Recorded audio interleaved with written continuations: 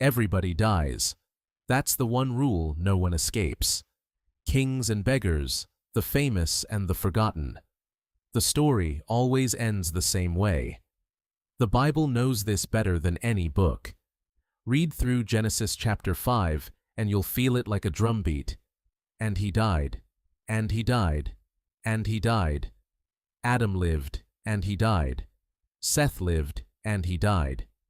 Down the whole line, the same three words close every life, except twice. Two men in the entire Bible break the rule. Two men never taste death at all. And their stories are so strange, so quietly stunning, that most people read right past them without realizing what they just saw. The two men are Enoch and Elijah. Let me show you what actually happened to them, and why it matters more than a piece of trivia. Start with Enoch, because he comes first, and because his story is hidden inside the most boring-looking chapter in the Bible. Genesis 5 is a genealogy, a long list of names and ages, exactly the kind of passage people skim. So-and-so lived this many years, and had sons and daughters, and he died. The rhythm is hypnotic. Lived, fathered, died.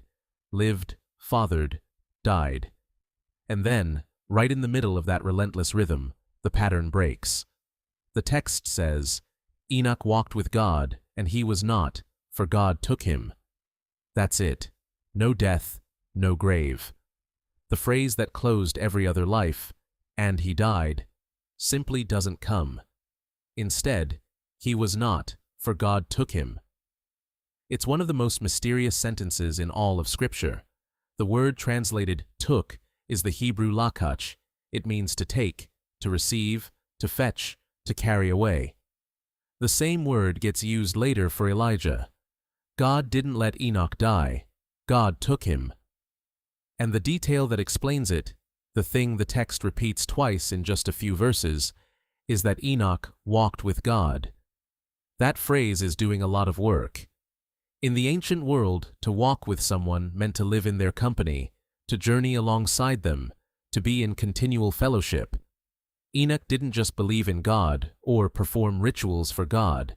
He walked with him, day after day, year after year, an ordinary life lived in constant nearness. And one day, the walk simply continued past the place where everyone else stops. He was walking with God, and he kept walking, right out of this life and into God's presence, without the interruption of death. The New Testament looks back on this and tells us how to read it. Hebrews chapter 11, the great roll call of faith, says, By faith Enoch was taken up, so that he should not see death, and he was not found, because God had taken him. Now, before he was taken, he was commended as having pleased God. There it is, stated plainly. Enoch didn't see death, he pleased God, and he was taken. His faith was the kind that walks so closely with God that death loses its grip. Now jump forward many centuries to the second man, Elijah. And if Enoch's departure was quiet, a single sentence in a genealogy, Elijah's is the opposite. It's one of the most dramatic scenes in the entire Old Testament. Elijah was a prophet, and by the end of his life, he had a successor named Elisha. Elisha knew the day was coming when his master would be taken, and he refused to leave his side. They walked together. There's that theme again, walking, from town to town. And Elijah kept telling him to stay behind, and Elisha kept refusing. As the Lord lives, and as you yourself live, I will not leave you. Then they came to the Jordan River. Elijah rolled up his cloak, struck the water, and it parted so the two of them crossed on dry ground, an echo of the Red Sea, of Moses, of the way God makes a path where there isn't one. On the other side, Elijah asked Elisha what he wanted before he was taken. Elisha asked for a double portion of his spirit. And then 2 Kings chapter 2 gives us the scene.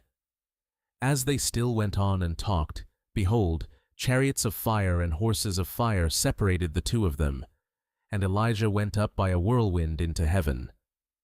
Chariots of fire, a whirlwind, Elijah is carried up, alive, and Elisha is left staring at the sky, crying out, "My father! My father!" When he finally looks down, all that remains is Elijah's cloak, fallen to the ground. Elisha picks it up, walks back to the Jordan, strikes the water, and it parts again, the sign that the prophet's spirit and calling have passed to him. But Elijah himself? Gone. Up. Taken. Not buried, because there was nothing to bury. So we have two men, separated by centuries, who share the one thing no one else in Scripture shares. They didn't die. They were taken. Now here's where it gets genuinely interesting, because these two don't just disappear from the story. The Bible keeps pulling them back.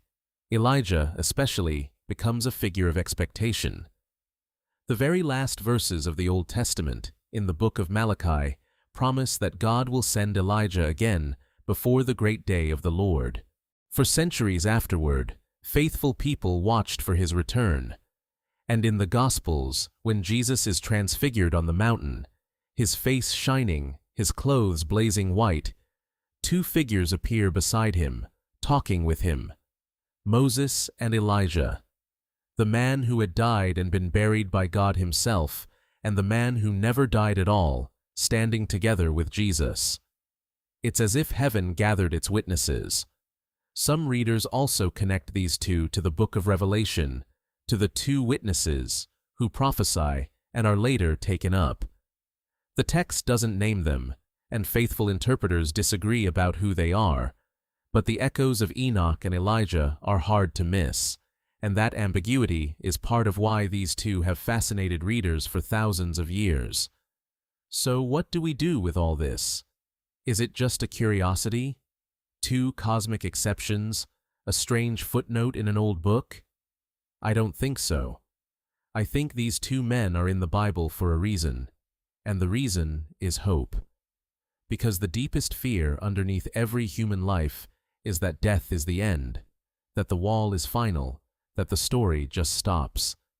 And here, twice, the Bible plants a flag on the other side of that wall. It says, death is real, but death is not absolute. There is a God who takes people to himself. The grave is the rule, but it is not the only possibility. Two men walked straight through the place where everyone else stops, and kept going. And notice what both of them have in common. It isn't power. It isn't being sinless or superhuman. Enoch's whole resume is 3 words: he walked with God. Elijah was a prophet who, just 1 chapter before his ascension, had been so depressed he asked God to let him die. These aren't flawless men. They're men who lived in nearness to God. The thing that set them apart wasn't perfection. It was relationship, a life oriented toward God so completely that death became, for them, not an ending, but a doorway. The New Testament takes this hope and makes it universal. Enoch and Elijah were the exceptions, but the promise of the resurrection is that what happened to them in advance is a preview of what's promised to everyone who belongs to God. Paul writes that death is the last enemy, and that it will be defeated, that those who have died will be raised, and that death will be swallowed up in victory. Enoch and Elijah are like the first 2 notes of a song the whole creation is meant to sing. They went ahead. They show us the destination. That's why I love that Enoch's story is buried in a genealogy full of the word died. Because that's exactly where the hope is, right in the middle of the drumbeat of mortality, right where it feels like nothing breaks the pattern. And then the pattern breaks. One man walked with God, and he was not, for God took him. The list of the dead is interrupted by a man who didn't die, and it whispers to everyone reading, the pattern is not the whole story.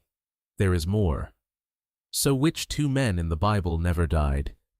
Enoch and Elijah.